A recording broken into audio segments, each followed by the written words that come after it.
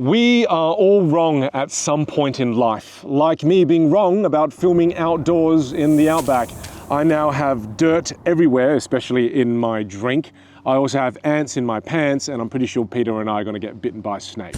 But look, on the topic, we are all wrong at some point in life. And what that means is, at some point in our lives, we are going to have to learn how to apologize. And if we get good at apologizing, what that means is, even when we're wrong in life, we still can use that opportunity to deepen our relationships with the people we care about. Let me share with you how I used to make apologies. And this is when my apology game was crappy. So normally what I would say is, number one, well, I'm sorry if I offended you. Number two, I would say something like, well, I'm sorry you feel that way. And then number three, I'd say something a little different because I would add an excuse to it, and I'd say, well, I'm sorry, okay, because you don't even know that I'm going through a lot right now. Jeez. But ever since I realized that getting good at apologies isn't a form of weakness, but it's actually a skill that if we learn well, even when things are bad, we can deepen our relationships. So let me share with you how I do it now.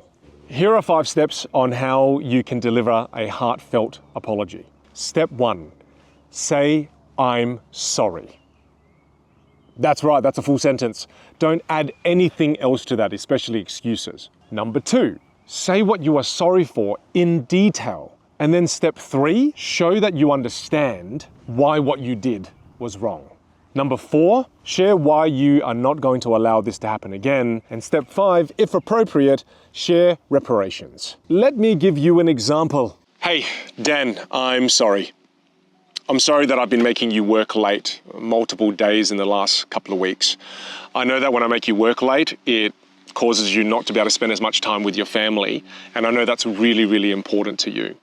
And in order to make sure that this doesn't happen again in the future, I'm going to make sure we spread out your workload so that you never have to stay back late. And you know what? For all the days that you've worked overtime, I'm going to make sure I compensate you for that financially as well. As compared to what I would have done before, the previous version of Vinh would have said, Dan, get your shit together.